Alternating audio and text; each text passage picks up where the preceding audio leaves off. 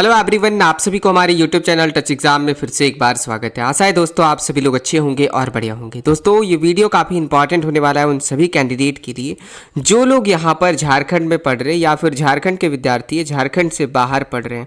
आप सभी के लिए यहाँ पर एक बहुत बड़ी अपडेट निकल कर आ चुकी है। मैं यहाँ पर बात करने वाला हूँ 2023 से 24 सेशन वालों के लिए, यानी कि ओल्ड सेशन वाले स्टूडेंट जिनको पैसा नहीं मिला है या फिर किसी कारणवश वो यहाँ पर अप्लाई ही नहीं कर पाए जिसके कारण यहाँ पर उनको पैसा नहीं मिला है।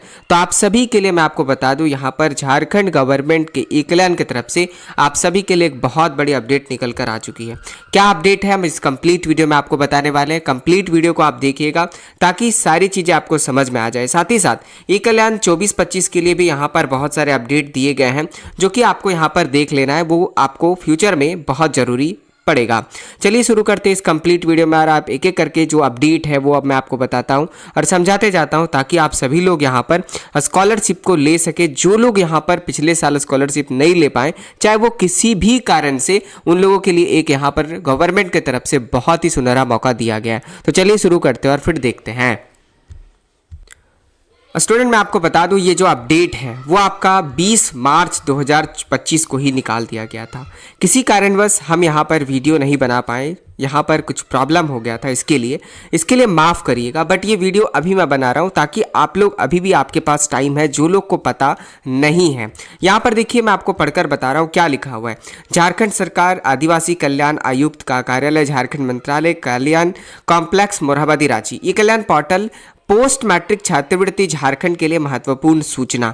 मैं आपको बता देता हूं, ये जो आपका शैक्षणिक सत्र 23-24 की बात हो रही है। मैं आपको बता देता हूं 23-24 वही सेशन है दोस्तों जो कि आपका ओल्ड सेशन है, यानी कि बैक ईयर का, पिछले बार का। अभी जो आपका फॉर्म भरा रहा है वो आपका 24-25 का भरा रहा है, ध्यान से समझिएगा। तो 23 में अगर आप एडमिशन लिए हो या फिर 23-24 में अगर आप किसी कारणवश स्कॉलरशिप अपना नहीं भर पाए हैं तो उनके लिए यहाँ पर एक बहुत बड़ा मौका यहाँ पर फिर से दे दिया गया। ये मौका बहुत ज़्यादा नहीं है, आपको ज़्यादा टाइम नहीं दिया जाएगा, बट काफ़ी यहाँ पर टाइम दिया गया।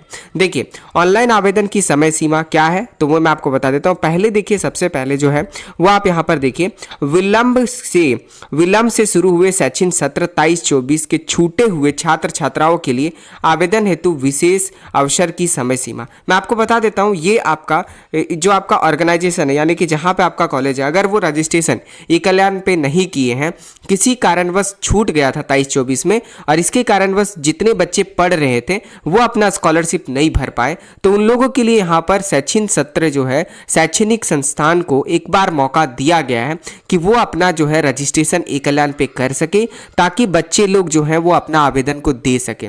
आउटसाइड स्टेट की बात करें दोस्तों, जो झारखंड के बाहर बच्चे पढ़ रहे हैं, बहुत सारे ऐसे भी बच्चे हैं जो किसी कारणवश उनका यहाँ पर अप्रूवल ही नहीं हुआ है शैक्षणिक संस्थान, यानी कि जो कॉलेज है जहाँ पर पढ़ रहे हैं, चाहे वो भोपाल हो, एमपी हो, उत्तर प्रदेश हो या फिर दिल्ली हो, तो वहाँ पर एडमिशन तो ले लिए, चाहे कोलकाता के बहुत सारे बीएड कॉलेज हैं, और पर वहाँ पर जो है इनका स्कॉलरशिप भरे हैं बट कोई काम का नहीं, उनको स्कॉलरशिप नहीं मिल पाया। तो उन लोगों के लिए मौका है, अगर शैक्षणिक संस्थान यहाँ पर रजिस्ट्रेशन नहीं किए हैं तो कॉलेज से आप कॉन्टैक्ट करो जहाँ पर आप पढ़ रहे हो, वो रजिस्ट्रेशन अगर कर देते तो भी यहाँ पर आपको अप्लाई करने का ऑप्शन दे दिया जाएगा। अब यहाँ पर शैक्षणिक संस्थान की तरफ से, यानी कि जो आपका कॉलेज है, उनको यहाँ पर जो कार्यवाही करने की तिथि है वो आपका 20 फरवरी 2025 से स्टार्ट है और 6 मार्च 2025 तक यहाँ पर लास्ट डेट रखा गया है कि वो लोग अपना रजिस्ट्रेशन कर सकते हैं ई-कल्याण पोर्टल पे। ठीक है, जितना जल्दी करेंगे उतना जल्दी बच्चे लोगों को टाइम मिलेगा, उतना जल्दी यहाँ पर स्कॉलरशिप भरकर पैसा ले पाएंगे।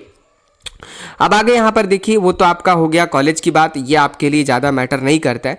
दूसरा जो नोटिस है वो आपके लिए काफ़ी इंपॉर्टेंट है। यहाँ पर लिखा हुआ है, संबंधित शैक्षणिक संस्थान के इंस्टीट्यूट नोडल ऑफिसर द्वारा छात्र छात्राओं के आवेदन को सत्यापन की तिथि 20/2/2025 से स्टार्ट है और 10 मार्च 2025 तक यहाँ पर चलेगा। आज आपको पता 1 तारीख हो गया, आपके पास गिनकर आज को लेकर 9 से 10 दिन ही यहाँ पर आपके पास टाइम बचा हुआ है। तो जितना जल्दी हो सके, अगर आप अप्लाई नहीं किए हो या फिर किसी का पेंडिंग भी कर दिया है तो उन लोगों के लिए भी यहाँ पर ऑप्शन है कि आप वहाँ पर एडिट कर सकते हो, क्योंकि 23-24 का जो लिंक है वो ओपन कर दिया गया।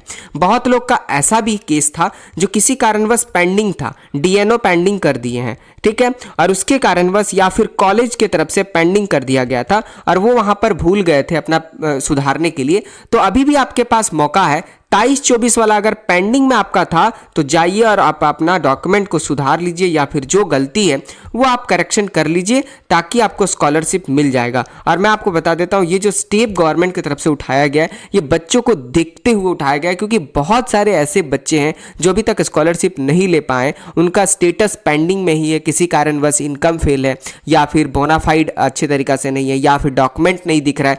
तो जो भी प्रॉब्लम है मैंने इस पर कंप्लीट वीडियो बना चुका हूँ, आप वहां पर जाकर देखो। अगर पेंडिंग भी है 23-24 का आपका एप्लीकेशन तो भी आप सुधार करोगे तो भी आपका वेरिफिकेशन हो जाएगा और आपको स्कॉलरशिप मिल जाएगा। अब यहां पर ये तो बात हो गया इंस्टीट्यूट नोडल ऑफिसर के द्वारा यहां पर वेरिफिकेशन का लास्ट डेट। तीसरा है दोस्तों, डीएनओ द्वारा छात्र छात्राओं के आवेदन का सत्यापन की समय सीमा, यानी कि डिस्ट्रिक्ट नोडल ऑफिसर। पहले मैं आपको बता देता हूं, आईएनओ की तरफ से वेरिफिकेशन होता है कॉलेज में, जो कि वेरीफाइड बाय कॉलेज होता है।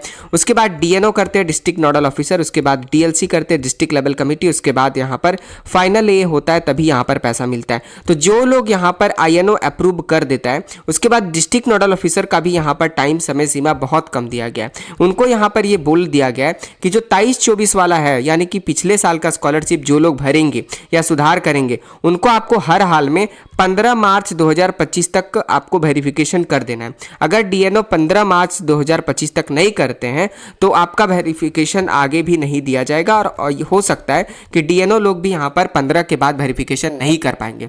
तो ये आपके पास प्लस पॉइंट है कि उनका भी समय सीमा यहाँ पर तय कर दिया गया है कि अगर आप यहाँ पर अपना सुधार करते हो या फिर अपना फॉर्म को भरते हो तो 15/3/2025 के पहले आपका वेरिफिकेशन कंप्लीट हो जाएगा। तो ये तो हो गई 23-24 की बात, यानी कि ओल्ड सेशन पिछले साल का छूटा हुआ या पेंडिंग या फिर जो आपका कह सकते हो फॉर्म नहीं भरे हो किसी कारणवश, उन लोगों के लिए मौका यहाँ पर दिया गया। डेट ध्यान रखिएगा, मैं फिर से बता रहा हूँ 10/3/2025 से पहले आप यहाँ पर अपना फॉर्म को भर लीजिएगा, क्योंकि मैं आपको बता रहा हूँ इसके बाद ही यहाँ पर इंस्टीट्यूट नोडल ऑफिसर के द्वारा वेरिफिकेशन होगा।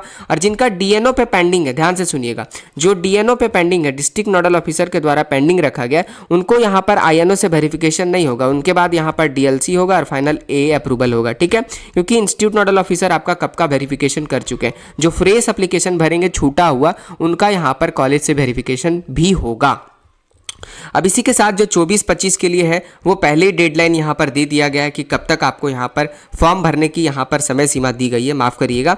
तो यहाँ पर आप देख लीजिए 24-25 का, यानी कि जो करंट सेशन है, ठीक है, उसमें फर्स्ट में आपका देखिए लिखा हुआ है शैक्षणिक सत्र 24-25 के लिए पंजीकरण से छूटे हुए शैक्षणिक संस्थानों को पंजीकरण के लिए समय सीमा 15/3/2025 तक दिया गया है कि जो कॉलेज अपना रजिस्ट्रेशन ई कल्याण के पोर्टल पे नहीं कर पाए हैं वो अपना 15 मार्च 2025 से पहले कर ले। ठीक है, अब यहाँ पर देखिए दूसरा जो है वो आपका है शैक्षणिक सत्र 24-25 हेतु छात्र छात्राओं के आवेदन प्रक्रिया की अंतिम तिथि, यानी कि जो अभी 24-25 सेशन चल रहा है दोस्तों, ठीक है, चाहे वो आप कोई भी सेमेस्टर या कोई भी आप ईयर का भर रहे हो या न्यू एडमिशन कराए हो, आपके पास मैं बता देता हूँ 20 मार्च 2025 तक का ही डेट है, जो कि आपके पास मैं बता देता हूँ मात्र और मात्र 19 दिन बचा हुआ है। तो जितना जल्दी हो सके अपना यहाँ पर स्कॉलरशिप को भर लीजिए ताकि आपका स्कॉलरशिप टाइम पे वेरिफिकेशन हो। लास्ट डेट का आप वेट मत करिए और डेट बढ़ने का भी वेट आप मत करिए। आगे यहाँ पर देखिए, आगे अब अगर आओगे थर्ड में है आपका यहाँ पर 20 मार्च 2025 लास्ट डेट रखा गया। उसके बाद संबंधित शैक्षणिक संस्थानों के इंस्टीट्यूट नोडल ऑफिसर द्वारा छात्र छात्राओं के आवेदन का सत्यापन की तिथि 25 मार्च 2025 तक रखा गया। इसके अंदर यहाँ पर कॉलेज के तरफ से कंप्लीट वेरिफिकेशन यहाँ पर कर दे देना पड़ेगा डिस्ट्रिक्ट नोडल ऑफिसर को, ताकि वो आगे की प्रोसेस यहाँ पर कर आपको पैसा दे पाए। चौथा है जो कि काफ़ी इंपॉर्टेंट है, डीएनओ के द्वारा छात्र छात्राओं का सत्यापन की समय सीमा भी तय कर दी गई है कि 30/3/2025 तक हर हाल में कर लिया जाए ताकि इन लोगों को समय पर यहाँ पर भुगतान किया जाए। ठीक है, तो ये अपडेट था लास्ट डेट 24-25 के लिए, और इससे भी काफ़ी महत्वपूर्ण था कि 23-24 वाले छूटे हुए बच्चे को। ठीक है, अब मैं यहाँ पर कुछ डॉट लिखा हुआ है जो कि आपको समझना पड़ेगा और आपके लिए इंपॉर्टेंट है। ठीक है, पहला है इंस्टीट्यूट नोडल ऑफिसर अप्रूव्ड होने तक कोई भी छात्र अपने लॉगिन आईडी से अपना आवेदन में सुधार कर सकते हैं।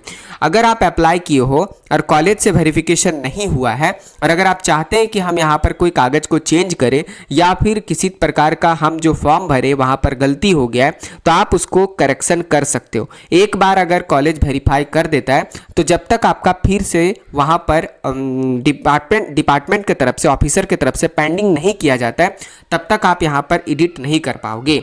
अब यहाँ पर देखिए दूसरा है, डिस्ट्रिक्ट नोडल ऑफिसर डीएनओ द्वारा पेंडिंग किए जाने पर पुनः छात्र छात्राओं अपने लॉगिन आईडी से आवेदन में कोई भी सुधार कर सकते हैं। जब आपको मैं बताया कि जब आपका कॉलेज अप्रूव नहीं करता है तब आप एडिट कर सकते हो, उसके बाद जब यहाँ पर डीएनओ की तरफ से आपका पेंडिंग किया जाएगा तब फिर आपको यहाँ पर एडिट करने का ऑप्शन दिया जाएगा, इसलिए ध्यान से भरिएगा।